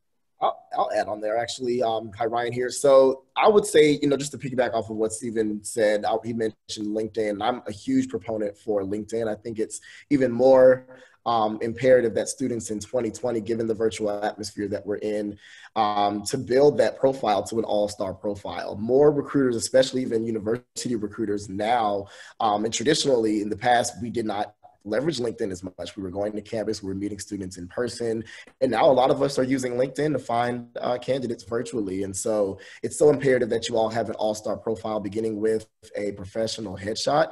That's the first thing that you should have. We want to know who you are. The second thing I would definitely include a professional headline, whether it's you in a club or a past internship that you've had or a current internship. Kind of give me a few words about who you are and what your brand is, but also a summary explaining on your profile, like an elevator pitch, kind of like a 30-second written elevator pitch of what you want to get out of your experience, what are your goals, what's your background, what are your skills, your specialties. But also I want to see a few experiences mirroring your resume on your LinkedIn. I want to know details about what you've accomplished and your impact in your previous class projects and your internships and your student organizations. But I also want to see a few skills on that profile, as well as your school that you're currently at, or a school that you've graduated from if you're a recent graduate. Those are just a few components on your LinkedIn profile that you can include to build to that all-star profile. And as we search for you all, we're using those same keywords that you see on our job descriptions. So whether it's HTML or Java or Google AdWords, whatever it may be, whatever those skills are, you want those skills listed on your profile, because that's how we find you. And those students that list them most often are the ones that are going to rise to the top of our searches. So just wanted to say that's a huge part of your professional brand in 2020. Terrific stuff. Thank you, Ryan. Anybody else want to weigh in on that? Yeah, this is Dia. I do want to say I'm a very untraditional type of person, and so since we are as employers are looking through LinkedIn and other media sources or social sources to find candidates, I'm one of the sort that do something that's going to make yourself stand out, particularly with LinkedIn, because we are looking at LinkedIn so much, and so I'm going to look at a LinkedIn page that's going to be very unique to you. So if you can represent the authentic you in your LinkedIn page, those are things that's going to make me stand out. That's going to make you stand out to me. Because once again, we are using we're using things like LinkedIn to find candidates. I'm going to look for things that are very unique and that's going to stand out. Because for me, my eyes are going to get lazy and bored looking at the same format of things on LinkedIn. So what are you doing to make yourself stand out? Because I won't be able to meet you in person. So it's all going to be virtual and looking at that quote unquote resume that you're going to put on LinkedIn. So stand out. I think you do not compromise your authentic self and try to display your authentic self within your LinkedIn profile or other formats as well. Great stuff, Dia. Thank you. Yes, Sherelle, do you have anything, or Nancy, have anything to weigh in on that? Yeah, I was going to allude to somebody said earlier, but how can you make yourself different when you're talking your profile? Especially if we're out and we're recruiting and we're looking for specific candidates. If you're trying to model yourself around that block per se, then you're gonna get passed over. So how do you make yourself stand out? How do you make yourself different? How do you present your authentic self? I would also say use your career services at your schools. Use your faculty to help you make those connections. They can help you start that network. While you're in your school, and leverage that. You're there. Those are people who are there to help you succeed. So I would say career services and faculty at the schools are very important to help you network. Very good. These were great suggestions, and I think to take it a few steps back, before you really are able to create your personal brand, there are a few questions that you want to be able to, answer for yourself. So what is it do I want to be known for? What are some of sort of the most pivotal moments in my life that I want to be able to speak to in my story or my narrative? What are some of the challenges that I've really overcome? So I would just recommend, asking yourself, like, why is this important? Like asking those questions, and why is that important? Why is that important? Why? Just keep like a kid, like why, asking yourself, what's so important about what it is that I want to include in my story, and what is it that I want to include in my story right before. And that's sort of kind of the pre-work, the pre-inner work that you have to do on the drawing board before you actually take it to your resume or your LinkedIn or, whatever. I don't know if employers looking at TikTok nowadays, but you're all millennials, you're very well versed in technology, but I think that the hard work is really asking yourself, like, what is it that I really want to convey, and what story is it that I really want to share? And obviously all of the students, I think most of the students on this call are maybe first gen and come from underrepresented backgrounds, so you all have great stories to tell in terms of the challenges that you've been through and what you've been able to overcome. So really, I guess validate yourself in those experiences and know that that's worth telling. Very, very good. All right, so I want to stay with the theme of social. So we talked about LinkedIn, but obviously our audience is on several different platforms, whether it be TikTok or Snapchat, Twitter. And so I just want to ask the recruiters, and I'm going to throw you all just a little bit of a curveball, and apologize, but I want to take it a slightly different direction. So based on what you've seen out there on social, student profiles, the way students are engaging on social, any pieces of advice, any do's or don'ts for students just in terms of really sharing an effective brand on social?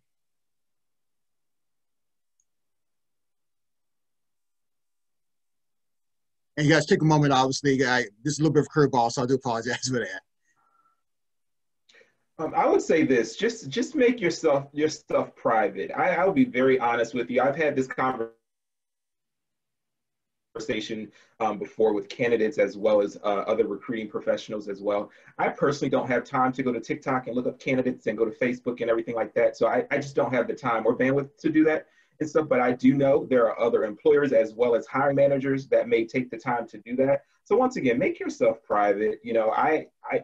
I have a TikTok page. I have some other pages and stuff once again, but that's my personal life. And I do make it private, and I separate it from my professional and stuff. And so I allow who I want to see that, and allow those individuals who I want to be within that circle. So just make it private. I think some people are like, well, I don't care, I'm going to keep it public or whatever. But like I said, unfortunately, some people do have a chance and time to go check Facebook or TikTok or whatever else. But I think I don't, but there are some people that's going to be out there. So just make your information private and make public what you want to make public. And once again, it's all about your brand and how you want to brand yourself. Terrific, dear. Thank you. Great advice. Anybody else have any suggestions on how students can really handle themselves on social to make sure that they're giving the best impression on employers? I was just going to say, if you are going to make it public, your profiles, whether it's Instagram or LinkedIn or Facebook, just make sure that it's consistent with who you are or who you want people to think you are as a person and a professional. Because again, if you're very professional on LinkedIn and you present this, very impressive person, and then all of a sudden, you're posting all these party pictures on Facebook and Instagram and it's out there for everyone to see. We know everyone has a good time, but just make sure that you're using your best judgment in terms of the videos and pictures that you post, and make sure that if you were, in the hiring manager's shoes or the recruiter's shoes, would you be impressed with what you're seeing? Always think from that person's perspective, because they don't have the luxury of getting to know you as a person before they see you as a first impression on LinkedIn or on Facebook or on other social media platforms. So just make sure that it's consistent with your brand if you're going to have a public profile. Very good, very good. All right, I anybody would else? say, Yes, I would say too, kind of think of your dream job. What is the dream job that you want? How would you model yourself if you had that dream job? How would you want your coworkers to understand who you were? If you're, again, I know somebody alluded earlier, if you're posting club pictures and photos of you having the best time of your life, and And you know, is that something that you want out there for people to see? You know, so that's the one thing I would say is be conscious of, again, who you are and what you want people to see, and look at yourself and say, is that me? Again, is that what I want somebody to see me doing? Is that what I want my future employer to see me, you know, out there doing? How do I want to model myself? Okay, terrific. And so I'm just going to do a quick recap just on what's been shared so far. So be proactive, do the work to reach out to employers. Your LinkedIn, have an all-star profile, do something to make yourself stand out. How can you make yourself different? Visit your career services, and obviously as a former career counselor, I'm a big proponent of that. What do you want to be known for? You know, thinking about your story. And then certainly on social, certainly, you know, you think about making your information private, because everything shouldn't be out there, my personal opinion. I think Dia and some others agree with me on that. But if you do, make sure your brand is consistent across platforms. And also, as you're envisioning, you know, your dream job, you know, think about how you would like for yourself to be known and seen in your dream job. So great stuff.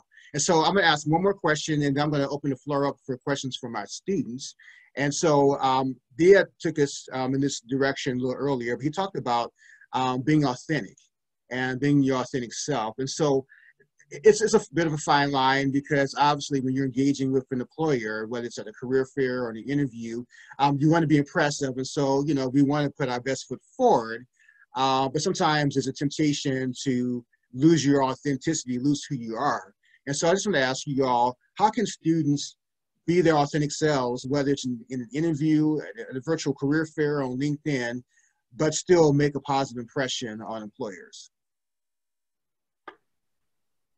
I can start there. So I would recommend that anyone sort of applying for a job or going through interviews see it as a two-way street, right? You are really assessing whether you want that job or you want to work at that company, whether your values align with that company's values, just as they are to doing, you know, to you. So when they're interviewing you or when they're having conversations or considering you. So really, if you find yourself, the first kind of, goes back to the last answer I gave, which is it takes you knowing yourself and you knowing what's important to you, you knowing your values, you knowing your principles, you knowing what you feel passionate about, so on and so forth. And then kind of making sure that you convey that. And if you're interviewing at a company where you know you don't feel maybe intuitively like this is where I really want to be, or you know maybe the work isn't super exciting to me, or I don't really have share the same values, and that's a kind of question mark for you to kind of put up for yourself of, you know, is this really where I want to work? So that answers, I think this is a very complex and nuanced kind of question. So that's one answer that I can kind of give there. And then I'll just say too is, you know, like, I'm sure our other panelists here will kind of fill in the blanks and add more color. But for me personally, like I guess a personal example that I can give is, you know, I've always struggled with saying I don't know. Like I've always struggled with like not knowing, so I would try to make up answers. And in consulting, you know, you can't really do that because people know when you don't know, or when you're making up answers. So like something that I've had to learn is to, and a way for me that I've you know become more authentic and genuine to myself is by saying, I don't know, please tell me more, or I don't know, here's this question about this, could you explain this and this and that? And that's like an example of, you know, you being genuine and authentic, and people really value that when you are true to yourself and you're true to them. Good stuff, Nancy. Thank you. Anybody else want to tackle that question? Yeah. Yeah, go ahead, Stephen. I'll be quick. I mean, I think I totally agree with what Nancy said. You know, you really have to start with being honest with yourself so that you know kind of what's negotiable for you and what's not. That I think helps you to identify what environment is right for you to work in, so that you don't end up in a place where you have to be someone who you're not day in and day out. That doesn't work for anyone. But I think, you know, hopefully you're able to answer that question. You find yourself in an environment where you were doing well, you can be yourself at work. My best advice though is, you know, you want to be honest, you want to bring your whole self to work, but you also want to keep it professional. because work is kind of a different sphere than the rest of your life, right? It's great to be friends with people at work, but it really is about the task that you've been hired for, the task that you perform on a team. So you want to make sure that that is always what's being featured most prominently.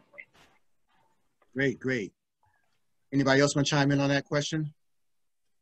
I would say if you're looking at a company and your core values align with that company's core values, and you find that match, I also always look at authenticity as passion. If you're truly passionate about something, you're going to be authentic about it. And when you can go to work and you're authentic, and you can be more productive, and you can express those big ideas. It's no longer work. It's something you enjoy doing. It's something that's fun for you to do. And I've always believed if you leave that, staying professional, if you leave that negative perception, then is that the right, maybe that's not the right fit for you. Maybe that company may not be the right fit for you. Maybe you have to go look at something else to do, or find a company that, again, those values, your core values and that company's core values match. Great point. And I think someone mentioned it earlier that companies are like people, too. And so very much like each person has their own value system, companies do too. So it's just really aligning your values to that company's values, making that match. All right, great stuff. All right, so before we go to questions from the students, anybody else want to chime in? Yeah, I want to plus one what everyone said, and particularly when Nancy and Stephen. Nancy had said, really kind of do your research. It's about an interview on a two-way street. I think for once in my life, to be very honest and transparent, I'm at a company where I can truly be my authentic self, because I think about the day I interviewed at Amazon, and where, my recruiter kept telling me, wear jeans, wear a t-shirt, wear sneakers, do whatever, come comfortable and wear what you feel as though you're most comfortable in, and so I'm just like, oh, that's not my style. And so, I came in some slacks and a white button-up shirt, and I had a blazer with me just to kind of throw on. But when I got there, I felt so out of place, because the people who interviewed me, they had jeans, ripped jeans, they had t-shirts, they had tattoos. And so for me, find that place where you truly can be your authentic self. I'm one, to be very honest with you, I have tattoos up and down my arms. I love to wear Jordans. I love to wear baseball caps. And this is truly an environment where I can come in dressed that way, because I'm not valued by what I'm wearing. I'm valued by the knowledge and my experience and stuff. And I think Stephen hit upon that, because we're not looking at what you're dressing in and everything like that. We're looking at what you're providing, the services and stuff like that. So you really have to do your research on an organization that's going to allow you to be you, and be you, and be able to be a contributor as well. And that's what's important. So you can truly be your authentic self. Great stuff. Thank you for sharing that idea. All right, so now students, I'm going to go ahead and give you a chance to be able to ask them a question. So you can either unmute yourself and ask a question, or you can use the chat function. And then employers, feel free to answer questions you see in the chat as well. We want to give you license to be able to do that. So any questions for my students at this point? If you want to unmic yourself, or you want to put it in the chat. Hello, I have a question, if that's okay. Yes, go ahead, please. Thank you. Hello, thank you for everyone for coming out. It's really amazing that you guys can make time to help all of us. But the question that I do have is related to community college students, actually. I decided to go to a community college after external circumstances and factors, which I believe that CC was going to be the best option for me. But a lot of the internship programs that are available for university students in general, a lot of the requirements says enrolled in a bachelor's degree and or going to a four-year university, which makes community college students ineligible. So I had a question about approaching that, or if possible, if there was a way to ask if there was some sort of back way into that, or any other possibilities. And yeah, that was my question. Great question. So Pamela, any thoughts on that question? Giving some love to the community college students. I can speak on that just for a little bit. So I would say you're right. I think most internship programs that you'll see posted by companies do require that four-year degree. And that's probably really common. I know internally my team's been having conversations about ways to leverage the community college population who's really eager to get into the workforce. I think you'll probably see that grow, the opportunity to grow later. But for right now, in the short term, you still have the same access to full-time opportunities as students who've gone through an internship program. So definitely keep your eye at least 1 year ahead. So if you're graduating like a year from now, you'd want to start looking now for programs that you'd be eligible for once you graduate. I would also say, don't just look at opportunities that are posted at like national programs. You can also look really on the local level for opportunities that might be available too. Great, great. Got it. Is it okay if I ask a follow-up question, or is that not allowed? Oh, sure. No, go ahead, Samuel, please. Right. So my follow-up question would be, honestly, that's a great idea, looking for local internships and whatnot. But one of the things that I'm looking for, just in terms of not even as a resume builder, but one of the things that I'm passionate about and the things that I love doing is, for example, software engineering or coding more specifically. And I know something like Facebook University has the opportunities yet again for, students that are pursuing the four-year university route. And I do plan on transferring to a four-year university. I'm currently a freshman at community college, but I'm just curious as to why that opportunity isn't necessarily open to the to community college students, especially because in terms of qualifications, if it's about knowledge and not about where you go, I would assume that it's open to everyone, no? That's a good question. I'm willing to answer that. And I don't know for sure, but I would assume that, excuse me, for internships that require you to be enrolled at a four-year university, it's implying that you plan on pursuing the bachelor's degree, which a lot of our positions do require. I think that with a community college, you have the option of either graduating after 2 years with your associate's degree or transferring to a four-year college and then pursuing your bachelor's degree. But we are specifically seeking those who are looking for that four-year degree. And since you have the option, it's not necessarily required at a community college. I think that's probably why they require you to be enrolled in a four-year versus a community college. But like they mentioned earlier, if you do decide to transfer into the four-year school, and once you're at that four-year college, then you would be eligible for all of those internships. Yeah, Ryan, thank you for sharing that. And I wanted just to ask a question to the panel that may also help Samuel, some of our other community college students. And so with the understanding that, yes, that's a requirement, the four-year degree, the bachelor's is a requirement, for most companies, what can community college students be doing now to better position themselves for when that opportunity is available to them?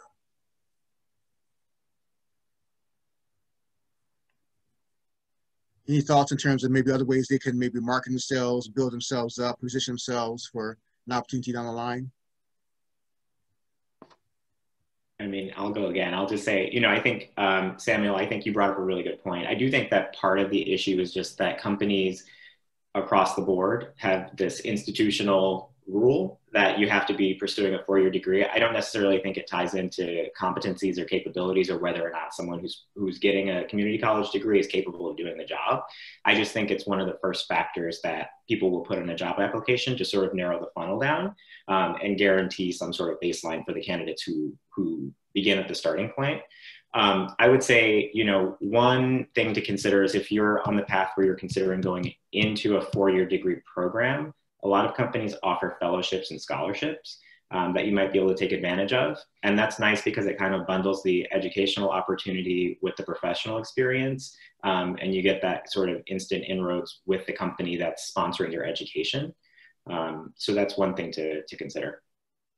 Okay, good stuff. And I see one of our employers from Fox, Zana, who's not on the panel, but she indicated that Fox does have an internship program that hires interns that are sophomore standing or above. So that's just one example of an employer that's hiring community college students.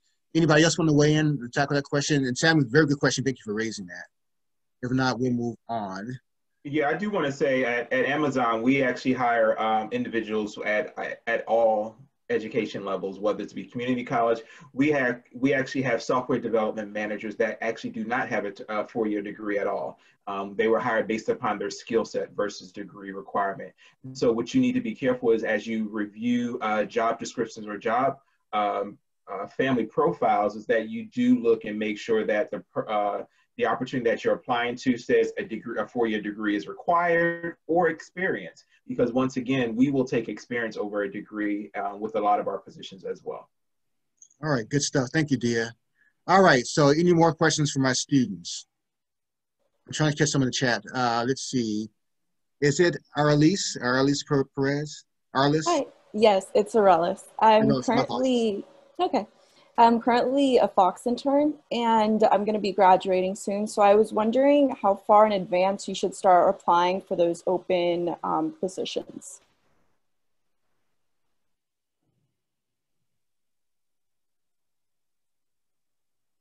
Earlier and earlier. I would say opportunities happen typically about a year in advance. You know, we are currently looking for individuals who would like to participate in our summer 2021 internship, as well as we're looking for candidates that will be graduating typically right around May 2021 for full-time opportunities that will begin shortly after their graduation. So about a year in advance, typically companies are going to be looking for candidates. Great. Yeah, and this, I don't know if it's the same for every company. I'll say across financial services, it tends to be this way, but the early part is very true. And it's especially true because companies will have really huge internship programs for the intent of filling their full-time class by converting interns into full-time roles. So it really does start even before you get to your senior year in terms of looking for opportunities to come in as an intern and then return full-time. Yeah, thank you, Dean and Stephen, both for saying that too, because I think it's important for students to know that even though an internship or a job opportunity may seem to be a few years out, the earlier you start, the better. And just to do your research, and you'll understand when companies are looking for interns. Okay, so we're near time, and I'm going to ask if our panelists can give me a few more minutes past 2 o'clock. Okay, great. So I want to give our panelists a chance just to be able to share some parting words of advice, and feel free to cover anything that you think the students know. I know if our panel, I sort of boxed you in terms of personal branding and resiliency, but anything you feel the students should know to be successful, and also feel free to toss in anything just in terms to encourage them and their journey about being more resilient. Hey, Ron, I'm going to jump in here because I have to jump to another call right now, but I just again want to say thank you so much for having me and allowing me to represent Accenture. And my parting words for this group here is, you know, that you all, again, I mentioned this earlier, you all have awesome stories. Like you're in really good hands with Ron, you know, being in this program and having this opportunity to hear from employers and to kind of progress yourselves and grow and improve yourself. So I know this is a difficult time in the you know, wake of coronavirus, but stay strong, stay resilient, and really find creative ways to market yourself and brand yourself and really to get your story across. And it's all a matter of, you know, getting the right opportunity to be able to portray that and to share your story. So best of luck to everyone. Thank you, Nancy. I appreciate you being on, and great words of advice. Take care. All right. Anyone, one of our panelists, any parting words of advice? Any encouragement? You know, I'll speak on the resilient part. You know, I would say if it's in realms of the recruiting piece, just have a plan. You know, have a plan. That plan is going to change. The only thing constant is change. So that plan may change, but don't put all your eggs in one basket. Do your research. You know, a lot of times we focus on companies that we truly want to be with, and that's our dream job. And sometimes that opportunity may not come right now, but you, again, got to do your research and got to figure out where you want to be. You know, post for the positions that you're truly qualified for, or you have most qualifications in. I've seen students where they'll apply for 15, 20 positions, and they get rejected from all of them because they don't meet the requirements. And then they're trying to figure out, you know, I don't understand what happened. You know, I've felt that in my career where I posted for positions and did not get them. But I think where one door closes, another opportunity opens. And if you can take that fuel and continue that to push you through that process, you know, that one opportunity that's meant for you, you are going to get. So I would say just, you know, keep driving, If there's opportunity for feedback when you do have interviews, you know, try to get that feedback, take it into consideration, and continue driving forward. Terrific. Thank you, Cheryl. All right, Stephen, Ryan, or Dia?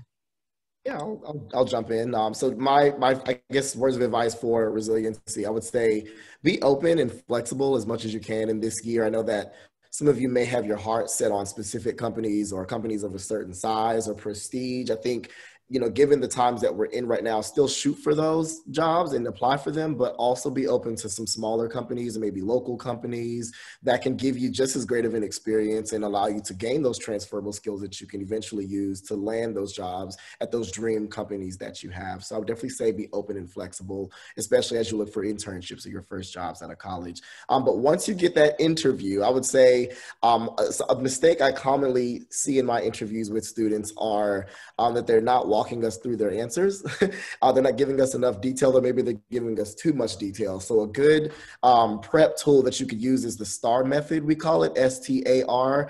You essentially, when you're asked a behavioral question like describe me a time where, or can you tell me a moment when, that's how you know you have to tell a story. And you should use it using the STAR method, which starts with the situation, and then the task, and then the action, and then the result. So I want you to walk us through all 4 of those steps, but do it succinctly so that you get to the point, but you're still giving us all the details that we want in your answer. So do some research on the STAR method, apply those to your answers when you meet with recruiters for interviews, and stay positive. You all will do really well, but just stay positive and optimistic. I will say that too. All right, very good. Thank you, Ryan. All right, Stephen and Dia? Sure, I'll go really quickly. The advice you guys gave was great. I think it's really important, especially early, not to be too committed to a linear path for your career. So it's important to be open, but you do really want to be intentional with what you're doing. I'll share, you know, my first job when I graduated from college, I started working during the last economic recession, and I was impacted by that. So my entire group of folks who started on the same day in HR were all laid off at the same time. So I had to decide what to do next, but it's important to stay positive, like Ryan said, be open to doing something new, and just being really intentional, because that opportunity might not happen right when you want it. It might not be the exact opportunity you had already, you know, in the back of your mind, but it will come if you keep working for it. All right, terrific stuff. All right, Dee, I know you got some great stuff to close us out with. Just continue to remain resilient. And I think part of some of the things that we talked about, continue to be your authentic self. Do your research. I can't reiterate that. I think Nancy definitely hit home when she said, do your research on the companies, and understand that this is a two-way interview process. We're not only interviewing you, but you're interviewing that company to be your future employer, a place where you can come and your ideals and thoughts are going to be accepted. And so once again, do your research, come prepared, and be able to deliver a package of who you are to that employer, and let them know that you're a needed package for that company and stuff. And if you do not feel needed in that company, maybe that's not a company that you're in. You know, I can say as a professional that's probably double your age and have been around for quite a bit, you know, I've been marginalized in my career at several opportunities. And so I've had to bounce back from those. But once again, it gave me value to really understand that I offer a lot. And if that company cannot accept what I offer, maybe it's time to move on to find another company that will accept that. You know, so once again, I will not compromise my authenticity and to be authentic as possible. And you should not do that as well, as you kind of look at these companies and weigh the value. You know, never sell yourself short as well. You know, look at your potential and just put yourself in the shoes of, you can be that next CEO of that company, and never compromise that path that you're trying to take and get there. It may have to take different roads to get to that eventual goal, but you know, you'll get there eventually, and never compromise, and build your mentor and build that list of people who are your supporters. Great way to wrap it up, Dia. And I just love how you all have been just great about staying true to our theme, but really the authenticity as part of your personal branding, and just being resilient and being positive and not giving up. And our students definitely need to hear that message over and over again. So I want to thank Nancy, thank Dia, Ryan, Sherelle, and Stephen just for taking the time out and for all the great information that you shared with students over the course of these 2+ hours. I hope that you've gotten a lot from this. and that it will help you to be much more marketable, much more competitive for a challenging work environment, and that it will inspire you just to continue to move forward, no matter how many bumps in the road, how many challenges, how many no's that you get, but just keep moving forward and you will find an opportunity. All right, so thank everyone again. Thank our panelists again, and thank you students for showing up. And everyone have a great rest of the day.